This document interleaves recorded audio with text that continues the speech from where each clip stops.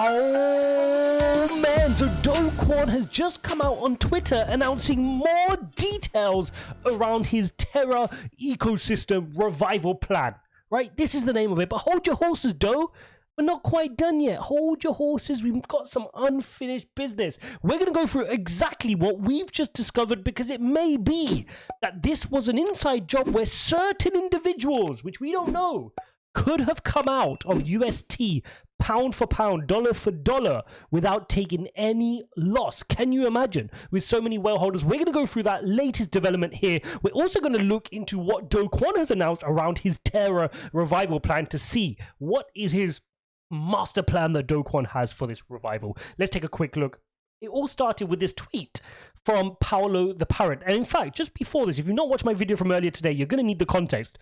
Go and watch that. 9 hours ago, Luna Foundation Guard came out and they decided to explain where they spent the 80,000 Bitcoin. Remember, we made a video last night saying, where did the Bitcoin go? Where did the $3.5 billion of Bitcoin reserves go? And the answer came out today. And in short, guys, there's none left. KWON got and sold it all. He spent all of the money. And this is huge because a lot of people were really relying on the fact that there could have been some left and this could have been distributed to the smaller wallet holders, right? The non-whales, just to make them whole again, because a lot of people had, $1,000 here, $10,000 here, and they could have been made whole again, and it could have been just the 0.4% who held 82% of all UST could have carried over the loss, right? Now, in essence, that's not really going to happen because there's nothing left. And this points to a little bit of naivete amongst the crisis management team over at Terra Luna, right? LFG, Luna Foundation Guard. The way they dealt with this, we've said from the outset, was really, really bad.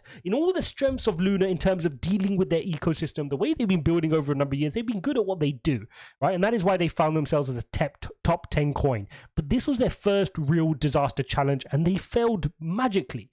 It was really bad the way they dealt with it. We saw clues from CZ, the multi-billionaire over at Binance, who's used to this type of stuff, saying their lack of accountability. This is damning statements. Lack of accountability, lack of communication, lack of PR management, and coming up with the plan in the time of need was horrifically poor. And this goes back beyond that, right? We remember in January to March is where the mistakes started to take place, because what Luna did is they decided to transition across from an algorithmically backed stablecoin across to an almost pseudo hybrid type of algorithmic coin. Now let's go back a step, right? Let's, for those who don't want, and again, I'd probably make a video on this separately, but we need to understand what are the different types of algorithmically backed coins. And the different types of coins you have is you can have an over collateralized coin, right? Something like DAI or Magic Internet Money. You can have something which is your normal collateralized coin, centralized, like USDC or Tether. You then have an algorithmically backed coin, which is what UST was, right? Which is what UST was. And then you have something which is partial, which is something like Frax. Now, what Luna Foundation decided to do is when they decided to start buying Bitcoin, this led the downfall. This attracted the potential attackers because what happens is you have a coin which, when you've got 3.5 billion, is less than 30% collateralized. In other words, you are now an under collateralized coin because you're no longer relying on the algorithm, because otherwise, why do you have the reserves? You have the reserves because you saw a weakness in your algorithm, but you didn't want to admit it, and you thought this little bit of 3.5 billion would have protected you. If you figured your algorithm was broken, you had a responsibility to immediately and quickly transition your stablecoin to a collateralized, if not over collateralized model. But they didn't. They thought they'd take their time, they would get to 10 billion gradually, and they got to 3.5 billion when the attack occurred. And this is the problem. When the attack occurs, you're now telling all UST owners who all, let's say over 10 billion of them, that there are only 3.5 billion of you who are going to get your dollars back. So you're creating this chaos when before it wasn't an issue, when it was fully algorithmically backed. So that was the first part. And the worrying thing which has come out on the back of this is, now, was this KWON's way? Was there something more nefarious going on, which proves that there was an inside job? And shout out to Paolo the Parrot. I'm going to go on to the full article shortly. It appears an inside job was allowed to be carried forth to bail out whales, all while the retail bag holders got incinerated. Ouch! What a damning statement. In fact, in fairness, Luna Foundation Guard came out. There was never any deal for insiders to exit. But let's look at what's going on, right? Let's look at some of the facts. So let's go into it. And according to Luna Foundation Guard, which operates a reserve pool backing UST and its related token, Luna, holders of $2.7 billion worth in face value of UST were able to sell them for Bitcoin in 2 transactions last week. One with an effective Bitcoin UST exchange rate of 32,000 and the other one 35,000. So you can see they're getting out a par value. This is really important. It did not disclose the timing of the transactions. However, Elliptic, the software which we were looking at the other day, suggested that the transaction took place on May the 9th and early May the 10th, when UST price traded in the markets as low as 60 cents in the dollar. So they're coming out at a par rate when everybody else is at 60 cents to the dollar. In other words, a 40% haircut. UST is now trading at 9 cents in the dollar, while the Luna token is effectively worthless. Yes, we know this. We then followed the tracking of all the coins. We saw some went to Binance. We saw a bunch went to Gemini. And we've been told this morning, all of this is spent. There's nothing left. There's a tiny bit left, but there's nothing, in essence, left worthy of speaking about. Now, the question then arises, is this. You got CZ, who's the owner of Binance. You know the Tyler and Cameron Winklevoss twins are the co-founders of Gemini. These are both KYC'd, AML'd, centralized exchanges. So now the onus is going to come on them. What happened? Who are the addresses the money went out to? The 2.7 billion that went out at par value. Remember, there's only 3.5 million at grabs for the reserves. The 2.7 billion went at face value to people who were able to get out. And remember, we already know that 0.6% of wallets, of UST wallets, hold 82% of all the value. Okay, really, really important. So these are whales. These are whales who would want their interest and they would want to get out at par. They don't want a haircut. So this is very, very interesting. And again, this is another damning thing where there's a lack of information. And if this is proven wrong, and in fact there wasn't an insider job, the data needs to come out.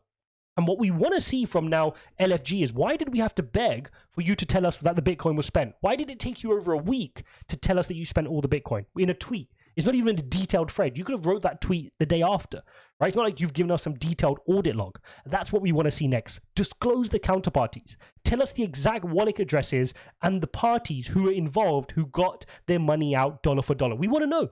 What do you have to hide? Tell us. Tell us. Or is it that you let your friends out using your reserves to get them out because you saw that your algorithmically backed stablecoin was showing weakness? You came up with this plan to buy up reserves and then let your friends out, the 0.6% of holders out. Is that the case? Prove it wrong. Because at the moment, we don't know otherwise. And until we don't know otherwise, we're going to keep digging into this stuff. Now, the other thing we want to see is, let's see the full LFG wallets, right? Let's see the history of all the LFG trades. What have you got to hide? We want to also see internal communications. Tell us what went down over those hours and days. On May the 9th, May the 10th, share your Slack channels. Share your Telegram channels. We want to see what the communication was. What was the plan? When did you start spending reserves? What was the idea behind spending the reserves? Let us see that audit trail. Where is it? If you're a sophisticated ecosystem and organization, you should have that in place. We want to see it. What have you got to hide? And again, that's the overarching point. If you're about the community and you're about the system, share that information openly. Give us more information than we need, right? Volunteer it. Be open. Be honest. At the moment, you're giving us peanuts. What do you expect? People are going to put their tinfoil hats on and come up with all sorts of conspiracies about you. So it's better that you come out with this information and be open about it. Tell us. Tell us what happened. Volunteer that information. Explain to everybody. Otherwise, you're going to keep getting found out that this looks like an insider job. It does, right? How can you deny that when you see this type of thing and you're seeing that so many people are able to get out a par value? And you know that 0.6% of all the wallets hold 82% of the value. Doesn't take a genius to put 2 and 2 together. So that's the other thing. Now, let's park that there because, and I just want to bring up one more point actually. If I did a bit of research. If you go back to 2016, when Bitfinex was hacked, Coinbase threatened to sue Bitfinex because they didn't want to take a haircut. If everybody took about a 30% haircut at the time, everybody could have been okay. All wallet users, including the small people. But Coinbase threatened to hack and they wanted everything back, dollar for dollar. They didn't want to take a haircut. Now, this would not be surprising if these whales did the exact same. If they phoned Do Kwon and said, everybody else can take the hit. We're not taking the hit. We're the whales. We're not taking the hit. We want out dollar for dollar. Otherwise, we're not backing you in any future project. Could happen, right? Prove us wrong. Show us the wallets, show us the addresses, and we'll make a video on it. We can explain what's going on. We can see the transparency of where the dollars went, who got it. Did some whales get out dollar for dollar? Did some normal people get out dollar for dollar? Was it spread evenly and fairly? Let's see. Let's find out. Right? We want to see that. And again, I'm not surprised that Binance and Gemini hasn't shared this data yet. Some people are asking why have they not shared it yet. They will, but they've got onus from a legal perspective as well. Maybe if they share too much, they can get in trouble if there's some legal action going down the line. So again, that's going to come out with time. And Binance and Gemini, they'll have all that data there. We want to see it eventually. So we'd love to see that. Okay, so we've covered that off. And now we'll come on to Do Kwon's new master plan. But before that, let's take a look at his tweets. Terra is more than UST. Let's get zoomed in here. We got to cover this off, Do. What you playing at, Do? Terra is more than UST. Okay. Where did this come from, right? So Terra is more than UST. We do understand that. I think it was about 90% of all TVL on Terra was in Anchor Protocol on UST, right? People staking UST on Anchor Protocol. So where did this delusion come from that Terra is more than UST suddenly? So I don't get that point. We've covered that off previously as well. But Terra is not more than UST. Anytime Do Kwon did an interview, it was all about decentralized money, and he talked about UST much more than he spoke about Luna. And it was all about protecting the UST, not the Luna, when he was trying to protect it. And now he's changed his tune to say Terra is more than UST. Okay, fine. It's been inspiring to partake in the dynamic discourse regarding the best steps for Terra, taking feedback. Again, no apology, whatever. Currently, these key precepts underpin most of the School of Thoughts. In fact, let's go across to his revival plan. We'll go for it officially here on Terra.money. Okay, this will be a living document to coordinate the fork with the community. Details are subject to change. Terraform Labs will put this proposal up for governance on. This will go up on for vote on Wednesday Asia time. If passed, it will coordinate the network fork pursuant to the timeline below. So yes, this is a fork, guys. We're getting a fork. Special thanks to everyone that submitted ideas. No one cares. Terra is more than UST. Yes, we covered that. The Terra ecosystem and its community are worth preserving. Okay, so suddenly he's got this bee in his body that UST was the central narrative, but it's the ecosystem that's worth preserving. Fine. So he wants to look after the ecosystem. Terra's app ecosystem contains hundreds of developers working on everything from DeFi to fungible labor market, state-of-the-art infrastructure and community experience. Terra Station, large install base. Yes, we've heard him say all this before. Okay, UST peg failure is Terra's DAO hack moment, a chance to rise up anew from the ashes. Cool, we know you're focused on that. Summary, fork the Terra chain into a new chain without the algorithmically backed stablecoin. Okay, so he's going to take what was Luna and turn it into Luna Classic, Lunk, Lunk. So he's going to turn it into Lunk, okay? And then the new chain will be called his original Luna, so he can keep his daughter's name Luna. Because remember, he named his daughter Luna, so the new project has to be called Luna, and it has to be a success. Luna to be airdropped across Luna Classic stakers. So if you're staking Lunk or Luncy, then you're going to get an airdrop of the new Luna, okay? The new Luna. Now, important, he wants to allocate a large portion of the token distribution in 1, providing emergency runway for existing Terra dApp developers, 2, to align interests of devs with the long-term success of the ecosystem. Okay, very important. So if we come on to this is where it gets really interesting. Essential app developer program. There are essential apps that must exist in any Web3 ecosystem to be viable. Okay, so he's gone ahead and listed all of his favorite apps. No doubt these are some of his friends. So Infrastructure, Saturn, and Dex. He wants Astroport, Loop, TerraSwap. And he says these are essential apps in our system. And then he says for this, he wants a 1% of the total new supply to go as an emergency allocation, and then 4% of the supply to go as an alignment to them. Okay? In other words, what this sounds like to me is this is Do Kwon ringing up his mates and saying, yeah, look, really sorry what happened. I'm going to make you all right on this one. I'm going to make you whole again. Come with me to this new project. We'll make sure without you having to do anything, you're getting 5% of the new supply of this project. Get it? Just come build with us. Right? It's just his way again of making it up to his friends. Where's the plan here to make it up to the people that bought Luna, that bought UST? Either buy the burn or make people whole again on the UST. Where's the plan around that? There is none. So instead, he's trying to rebuild with all these people. He's scared that these lot are all going to go to Phantom or go to Solana or go to ADA and go build somewhere else. He wants to lock them in with 5% to make sure they don't go anywhere else, and he wants them to build here. And now he wants to go suddenly build a layer 1 solution, which wasn't his focus. He was focused around decentralized money. That was his whole mission statement and ethos. And now suddenly he wants to compete with Phantom, Solana, Algorand, Cardano, Ethereum. Okay, fine. Go ahead and do that. But you're not making it up to the community. That's not what you're doing here. You're starting a new project completely. And you're trying to you're not creating any value by doing this fork. That's the key thing here. Okay. So let's take a look at his token distribution. We covered this previously. It's not changed much apart from the 5% he now wants to give to his friends. 25% community pool controlled by state governance, 1% again, and 4% to go to essential developers, which he's listed above, his essential friends. 35% all bonded, unbonded Luna, and then 10% to Luna holders, 25% UST holders at the launch snapshot. This is what he's saying is going to, make people whole again, because if you are holding Luna, we're going to give you 10% of this new pot, and if you're holding UST at the launch, when they launch this new network, we're going to give you 25%.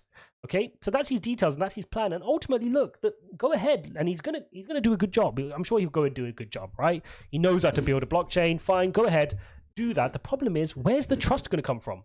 Where is the trust going to come from? That's always the biggest piece. And when you've not fully closed the previous chapter, like we've explained in the first half of this video, should you be opening a new chapter?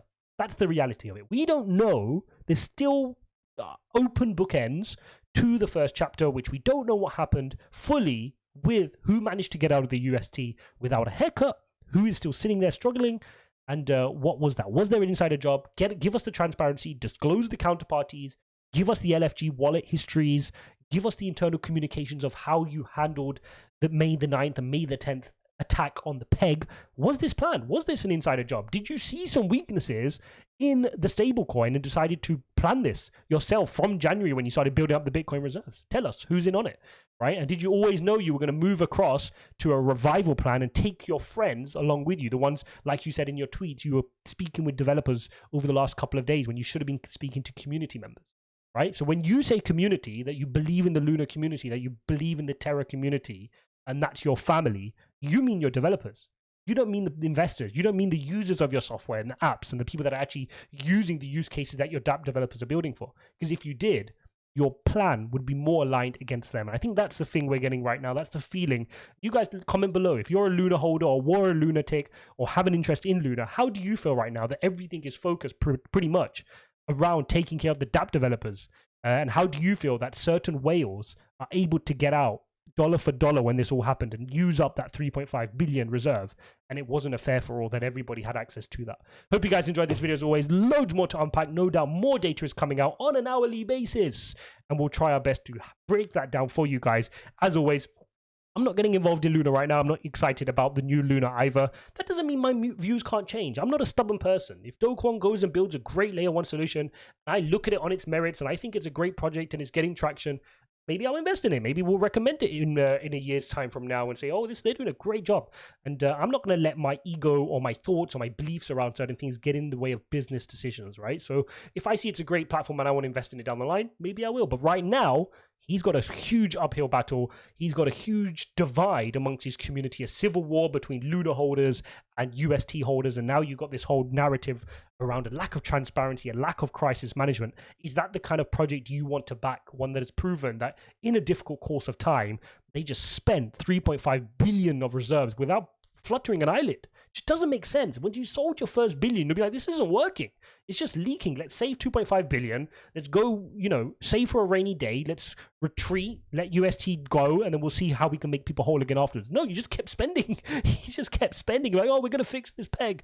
I mean, really, really naive. And you can see why a lot of people are left feeling really, really upset. Hope you guys enjoyed this video. As always, smash up the likes and subscribe. If you appreciate my content, appreciate my perspectives, consider checking out the links below to our course member live streams, ijaz.uk/member. I'm going to link up the video explaining what exactly happened with the money and where it went. So go watch that from earlier today. Let me know what you think in the comments, and I'll see you in the next one.